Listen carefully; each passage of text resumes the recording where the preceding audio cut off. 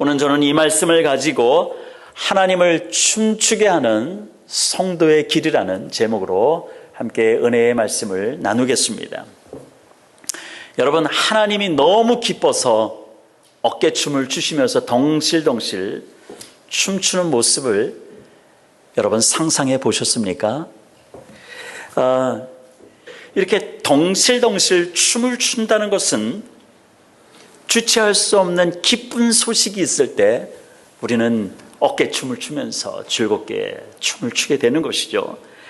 오늘 말씀을 통해서 도대체 하나님께서 어떤 기쁜 소식을 들으셨길래 하나님이 춤을 추시며 우리가 그렇게 기뻐하시는지를 우리가 알고 하나님을 춤추게 하는 성도 여러분이 되시기를 주님의 이름으로 축원드립니다. 이 우리가 스바냐서를 읽다 보니까 1장과 2장, 3장 8절까지 말씀을 읽어보면 하나님께서 심판을 이 유다 백성들한테 선포합니다. 그래서 나라가 완전히 멸망할 것이라는 소식을 유대인들이 듣습니다. 이런 소식을 들은 유대인들에게는 내일의 희망이 없기 때문에 절망하겠지요. 그렇다고 이 유대인들이 그것을 해결할 능력도 이들에게는 없습니다. 그냥 그저 절망하고 주저앉을 수밖에 없는 그런 상황입니다. 그런데 오늘 우리가 읽은 말씀을 보니까 갑자기 이 스바냐 선지자가 반전의 메시지를 선언합니다. 14절의 말씀입니다. 시온에 따라 노래할지어다. 이스라엘아 기쁘게 부를지어다. 예루살렘에 따라 전심으로 기뻐하며 즐거워할지다라고 노래하며 기쁘게 부르며 전심으로 기뻐하며 즐거워하라라고 이런 반전의 메시지를 스바냐 선지자가 선언합니다. 지금 예루살렘에 살고 있는 주민들은 언제 나라가 멸망할지 모르는 이 상황에서 현재와 미래는 늘 불안합니다. 하나님의 멸망이 그 눈앞에 코앞에 지금 다다라 있는 상황입니다. 실제적으로 스바냐 선지자가 하나님의 그 심판을 선언한 다음에 수십 년이 지난 다음에 바벨론 아수르 왕에 의해서 이 나라가 완전히 느부갓네살 왕에 의해서 이 나라가 완전히 멸망하게 되는 것을 보게 됩니다. 바로 이러한 상황인데도 이 스바냐 선지자가 하나님의 그 메시지를 전하는 것이죠. 노래하라고, 마음껏 기뻐하며 즐거워하라고 스바냐 선지자가 외치고 있는 것입니다. 이게 말이 될까요? 요즘 오늘 아침에도 뉴스 보니까 이제 그 가자 지구의 그 사람들과 또 그 이스라엘 군대가 지금 싸워서 지금 불안한 가운데 있는 거죠. 포탄이 언제 떨어질지 모르기 때문에 이 팔레스타인 가자 지구에 있는 사람들은 늘 불안한 거예요. 이들에게 노래 부르라고 한다면 노래가 나올까요? 전혀 나오지 않겠죠. 우리가 아무리 예수님을 잘 믿는 사람이라도 할지라도 병으로 인해서 호스피스 병동에 환자로 지내고 있다면 그 입에서 어떻게 즐거움의 기쁨이 나올 수 있겠습니까? 이런 상황에서 기쁘게 즐겁게 노래를 한다는 것은 쉽지 않은 일입니다. 저희 어머니가 수년간 지금 그 치매로 요양병원에서 지금 계시는데 제 어머니를 위해서 늘 기도하는 게 있습니다. 이제 이번 내년 봄에 어머니를 살아생전 마지막 뵈야 될 것 같아가지고 이제 한국을 방문하는데 저를 당연히 알아보지 못할 것입니다. 목사가 된 거에 대해서 늘 자랑스럽게 생각했던 이 어머니가 저를 알아보지도 못하고 가깝게 있는 형제들의 얼굴도 지금은 알아보지 못하는 상황이죠. 근데 하나님 앞에 이렇게 기도합니다. 하나님, 저희 어머니가 기억하지 않아도 좋습니다. 다 잊어버려도 좋습니다. 그렇지만은 하나님이 나를 사랑하고 있다는 거, 하나님이 내 옆에 계시다는 것은 우리 어머니 결코 잊지 않게 해주세요라고 그렇게 기도하고 있습니다. 이러한 상황, 여러분이 경험하는 여러 가지 많은 고난 가운데서 이 기뻐하고 즐거워하며 노래를 부른다는 거 참 쉽지는 않습니다. 그런데 오늘 이 스바냐가 기뻐하며 노래하라고 말할 수 있는 근거가 무엇일까요? 그것은 바로 하나님을 신뢰하기 때문인 것이죠. 이 암담한 상황을 해결해 주시는 그날과 그때가 온다는 것을 이 스바냐 선지자가 믿기 때문에, 하나님을 믿기 때문에 이런 어려움 가운데서도, 나라의 멸망에 닥쳐왔는 이 상황에서도 기뻐하고 즐거워하라고 말하고 있는 것입니다. 스바냐 3장에는 그날에, 그때라는 단어가 7번 나옵니다. 이 짧은 한 장 가운데 동일한 표현, 그날에, 그때라고 하는 이 표현이 여러 번 반복된다는 것은 반드시 그날이, 그때가, 즉 하나님이 회복시켜 주시고 하나님이 노래하게 하는 그날이 온다는 것을 분명하게 말씀하고 있다는 것입니다. 그렇기 때문에 스바냐 선지자는 그날, 그때가 오기 때문에 지금의 상황 때문에 절망하지 말고 일어나서 기뻐하고 즐거워하라고 이렇게 독촉하고 격려하고 있는 것입니다. 16절 말씀해 보니까 네 손을 늘어뜨리지 말라라고 하는 표현이 있는데요, 이건 뭐냐면은 기운을 내라는 것입니다. 이 영어 성경에는 cheer up, 고개를 쳐들고 이 기뻐하면서 축 처져 있는 모습에서 이제는 벗어나라라고 하는 표현입니다. 저희 집 작은 앞마당에 수국이 있습니다. 이 수국이 꽃 필 때면은 이 커다랗게 모여 피기 때문에 참 신기하기도 하고 아주 매력적인 식물이 이 하이드렌지아, 이 수국이 아닌가 생각해 봅니다. 근데 이 수국, 그 아름다웠던 이 꽃들이 이제 지고 며칠 동안 물을 안 주면은 언제 그랬냐는 듯이 이 잎사귀가 완전히 쪼그라들고 고개를 푹 숙여 있는 것을 보게 됩니다. 마치 우리가 계획하던 일, 하던 일들이 잘 되지 않을 때 세상이 다 끝난 것처럼 고개 팍 숙이고 있는 우리의 모습과도 같은 것이죠. 그런데 물을 며칠 동안 이렇게 잘 주면은 언제 그랬냐는 듯이 잎이 싱싱하게 다시 돋아나고 살아나는 것을 보게 됩니다. 당시 이스라엘 백성들, 하나님의 심판의 메시지를 들은 이 이스라엘 백성들에게 마치 물을 주면 기가 죽었던 잎사귀가 다시 살아나듯이, 또 방긋방긋 노래하는 것처럼 보이듯이 고개를 들고 마음껏 기쁨으로 노래 부르라고 선지자의 입을 통해서 하나님께서 말씀하고 있는 것입니다. 하나님이 지금 노래를 부르라고 한다면 분명히 거기에는 노래를 불러야 되는 대상이 있다는 것이죠. 누구를 두고 지금 하나님께서 노래를 부르라고 하시는 걸까요? 분명 모든 사람, 모든 이스라엘 백성들에게 하시는 말씀이 아닙니다.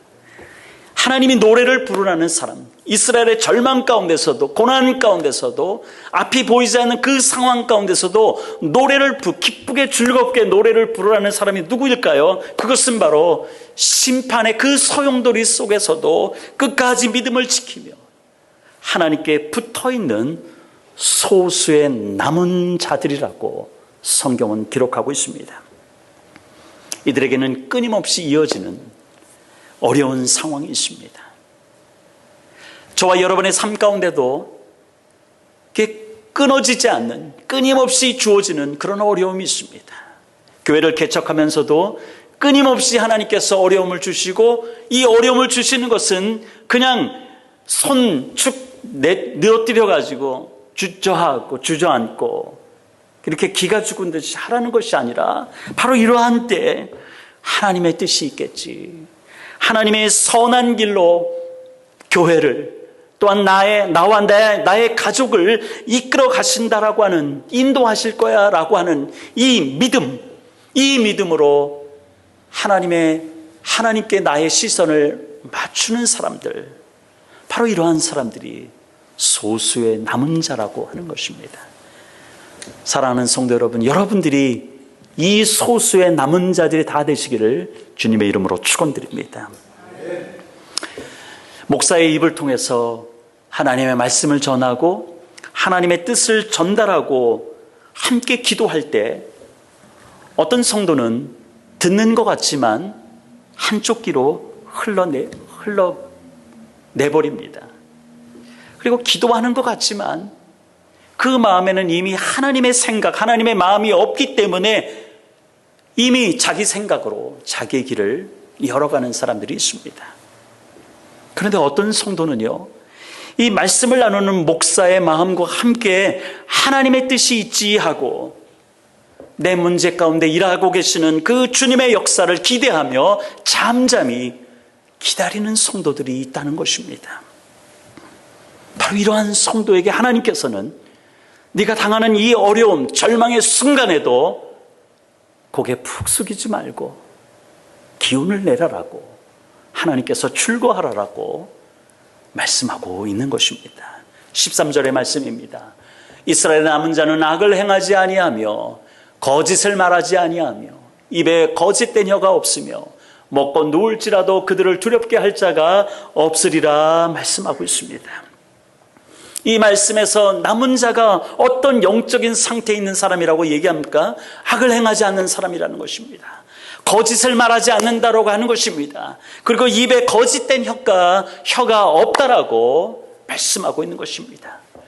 이사야 선지자도 이사야서 30장에 보면은 이 남은 자들의 영적인 상태가 어떤 상태냐? 바로 잠잠히 여호와를 신뢰하고 여호와를 기다리는 사람들이 남은 자라고 말씀하고 있습니다. 타락한 세상에서 우상에게 무릎 꿇지 않고 세상이 추구하는 가치에 물들지 않고 순결한 신부의 영성으로 주님을 기다리며 섬기는 자들, 이러한 자들이 남은 자라고 성경은 말하고 있는 것입니다. 이러한 남은 자들은 이 세상이 끝날 때, 하나님의 심판이 있을 때 여호와의 구원과 영광에 참여하게 될 것입니다. 우리는 그날과 그때가 반드시 온다는 것을 알기에 우리는 오늘도 일어나서 믿음의 발걸음을 내딛는 것입니다. 여러분, 믿음이라는 게 뭘까요? 믿음이라는 게 뭐 대단한 건 아닙니다. 이 믿음이 어떤 거냐? 다른 것이 아닌데요. 이 믿음은 하나님의 약속, 하나님의 약속이 내 삶 가운데 아직까지 이루어지지 않았지만, 내 삶의 터전이 지금 흔들리고 있지만 신실하신 하나님이 약속하신 거기 때문에 그 약속을 지금 아무것도 이루어지지 않은 상태지만은 이미 이루어진 것처럼 그것을 미리 오늘 나의 삶 가운데 끌어당겨서 주님이 하셨다라고 믿음으로 선언하는 것, 이것이 믿음이라고 하는 것입니다. 그저 뭐 성경책 옆에 들고 고개 빳빳이 생겨서 내 신앙의 연수가 이거야 라고 하면서 자랑하는 게 믿음이 아니라, 나에게 지금 어려운 상황 가운데 있을 때 아직 이루어지지 않았지만은, 아직 내 삶이 형통하지는 않지만 하나님이 약속하셨기 때문에, 신실하신 하나님께서 말씀하셨기 때문에 이미 이루어진 것처럼, 하나님께서 그 약속을 선취하신 것처럼 내 삶 가운데 이루어졌다라고 믿음으로 고백하는 것, 이것이 믿음이라고 하는 것입니다. 하나님은 오늘도 새로운 생명을 넣어주시기 위해서 내 속을 비우고 또 비우시는 것입니다. 고난을 통해서도 내 안에 있는 내 생각들, 내 마음들을 다 비워가신다는 것입니다. 우리는 때로 내 인생이 왜 이 모양이지 하면서 어디쯤 와 있는지도 모를 그 고난의 긴 터널을 우리가 걸어갈 때가 있습니다. 어느 곳에서 내가 이 긴 터널이 언제 끝날지 모르는 그 상황 가운데서도 있을 것입니다. 바로 이러한 때 잠잠히 나를 사랑하시는 그 여호와 하나님을 사랑하고 하나님과 함께 기다리는 자, 그 하나님은 저와 여러분의 인생 가운데 함께 그 고난의 긴 터널을 통과하실 것입니다.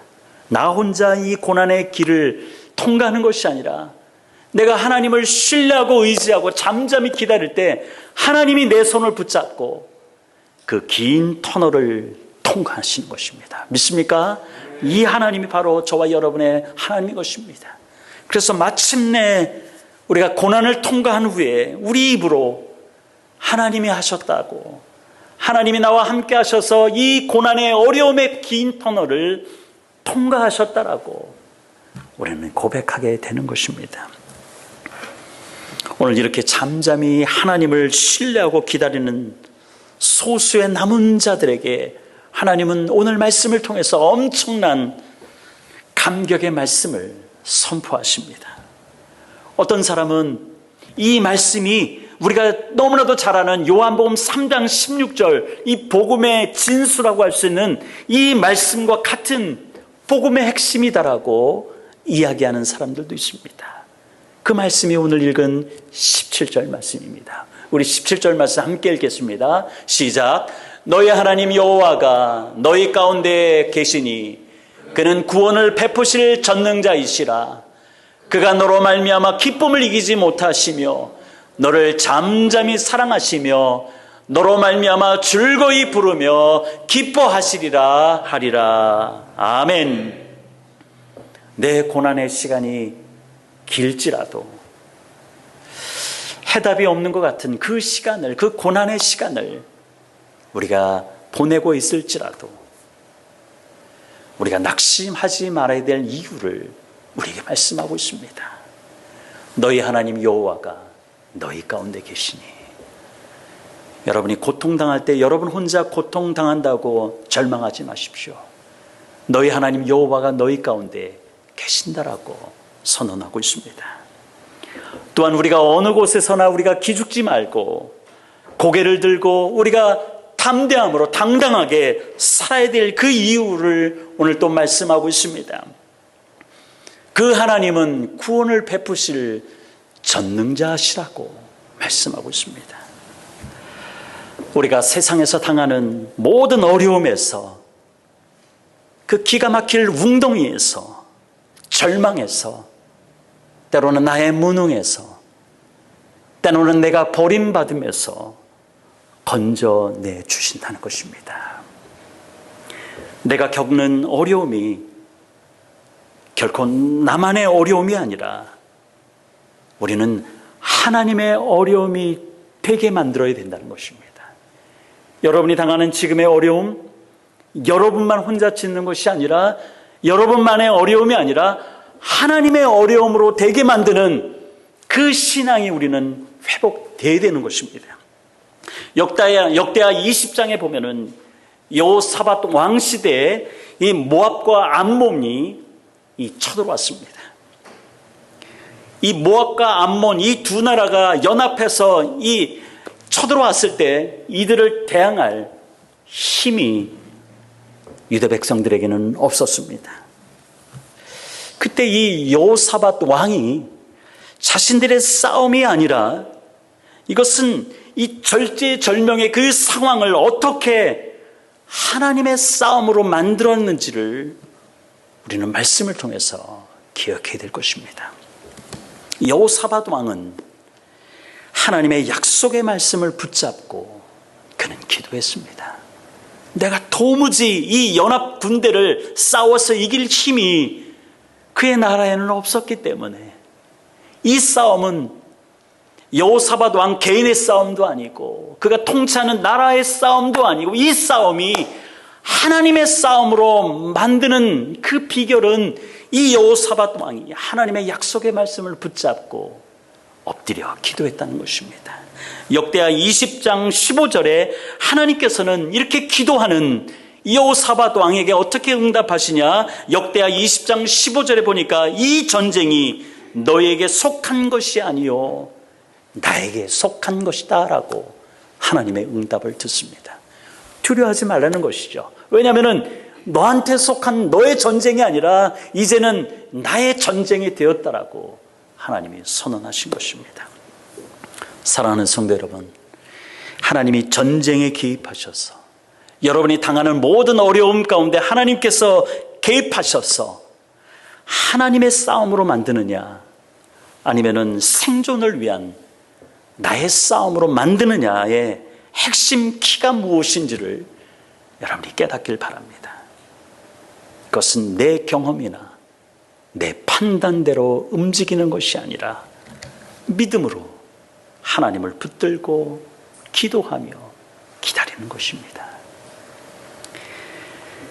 나의 어려움을 하나님의 어려움으로 만들어야 하고 나의 싸움을 하나님의 싸움으로 만들어야 되는 것입니다. 어저께 어느 권사님에게 이렇게 메시지를 보내면서 이 어려움의 순간을 권사님의 싸움으로 만드는 것이 아니라 하나님의 싸움으로, 하나님의 문제로 만들기 위해서는 나의 모든 생각들, 모든 판단들을 내려놓고 하나님만을 바라는 것, 그리고 하나님이 어떻게 이 문제를 다루어 가시는지를 기다리는 것, 바로 그럴 때 하나님께서 개입하셔서 하나님이 역사하신다라고 그렇게 권면을 했습니다. 우리가 이러한 것을 어떻게 할 수 있을까요? 어떻게 내 싸움을 하나님의 싸움으로, 내 문제를 하나님의 문제로 우리가 만들 수 있을까요? 그것은 바로 지금 내가 겪고 있는 여러 가지 문제들, 고난들, 근심들, 이런 것들을 통해서 나의 신앙을 점검해야 되는 것입니다. 그리고 나의 연약함이 무엇인지를 우리는 판단해야 되는 것입니다. 그리고 하나님을 온전하게 의지할 때 죽든지 살든지 하나님께 전적으로 맡기고 기다릴 때 내 어려움은 하나님의 어려움이 되고 내 싸움은 하나님의 싸움이 된다는 것을 여러분 기억하시길 바랍니다. 하나님이 싸워주셔야지, 하나님의 문제가 되지, 하나님이 일하시고 하나님이 역사하시고 반드시 여러분을 선한 길로 인도하실 것입니다. 우리의 연약한 교회를 하나님께서 역사하시고 인도하실 것입니다. 하나님은 오늘 말씀해 보니까 너로 말미암아 기쁨을 이기지 못하며 잠잠히 사랑하신다라고 말씀하고 있습니다. 또한 하나님은 너로 말미암아 즐거이 부르며 기뻐하신다라고 말씀하십니다. 이 말씀에서 바로 춤추시는 하나님의 모습을 볼 수 있습니다. 너무 기뻐서 덩실덩실 어깨춤을 추시는 하나님을 우리는 이 스바냐 3장 17절에서 만나는 것입니다. 이 17절의 말씀을 공동 번역으로 한번 다시 읽겠습니다. 공동 번역에 보니까 너를 구해내신 용사 내 하나님 야훼께서 내 안에 계신다. 너를 보고 기뻐 반색하시리니 사랑도 새삼스러워라. 명절이라도 된 듯 기쁘게 더덩실 춤을 추시리라. 아멘. 하나님이 더덩실 춤을 추시는 이 모습 한번 여러분 생각해 보십시오. 얼마나 감격스럽습니까? 이리 치고 저리 치면서도 끝까지 하나님에 대한 믿음을 버리지 않고 마지막 순간까지 버텨내는 성도들, 그리고 세상 사람들이 모두 하나님을 거역하고 세상의 방식대로 살아갈 때 모든 불이익을 감수하면서까지 하나님의 말씀을 따라서 겸손히 순종해 나가는 성도들, 이러한 자들이 소수의 남은 자들이고 하나님이 그 마지막 때에 이들을 볼 때 명절이라도 된 듯이 기뻐서 춤을 추신다라고 말씀하고 있는 것입니다. 바로 이것이 하나님으로 춤추게 하는 성도의 길인 것입니다. 여러분의 신앙의 연수로 하나님을 기쁘게 하는 것이 아니라, 여러분이 헌금을 낸다고 해서 하나님이 기쁘게 춤추게 하는 것이 아니라, 어려운 순간에도 믿음을 버리지 않고, 교회가 어려울 때 쉽게 생각하지 않고 끝까지 자리를 지키며 믿음을 지킨 성도, 세상의 가치대로 살지 않고 내가 손해보더라도 믿음으로 끝까지 주께서 말씀하신 대로 순종한 이 사람들을 통해서 하나님께서 마지막 때에 기뻐 춤추며 즐거워한다라고 말씀하고 있습니다. 우리가 이 세상에서 이 땅에서의 모든 수고가 끝날 때가 올 것입니다. 우리가 이 땅을 떠나서 천국문에 이르러서 예수 예수님께서 나를 인도하셨다라고 우리가 외칠 때, 하나님은 세상의 믿음을 빼앗기지 않고 끝까지 믿음을 지켜 남은 자 된 이 성도를 맞이하기 위해서 마치 버선발을 신고라도 뛰어오는 그 하나님을 여러분 상상하시고 오늘을 사시길 바랍니다. 그 하나님께서 저와 여러분들을 끌어안으시고 입을 맞추시면서 더덩실 춤을 추시는 그 주님을 우리는 상상해야 되고 믿음으로 그날이 오기를 우리는 오늘도 바라야 되는 것입니다. 상상만 해도 여러분 가슴이 벅차오르지 않습니까? 그 하나님이 나를 맞이하기 위해서 그렇게 뛰어나오시면서 나를 안으시고 기뻐서 춤을 추시는 그 모습을 우리는 확신하면서 우리는 오늘을 살아야 될 것입니다. 그날 언제가 될는지는 모르지만은 그때 그날에 맞이하게 될 이 감격의 이 순간을 여러분 어떠한 경우에도 세상에 빼앗기지 않기를, 누구에게도 빼앗기지 않기를 주님의 이름으로 축원드립니다. 이 한 주간도 그날에 당당하게 서기하여 내 상황 때문에 무너지지 않고 하나님의 약속을 미리 끌어당겨서 이미 받은 자처럼 하나님 앞에 감사하며 찬양하며 믿음으로 신실하게 살아내시기를 주님의 이름으로 축원드립니다. 다 같이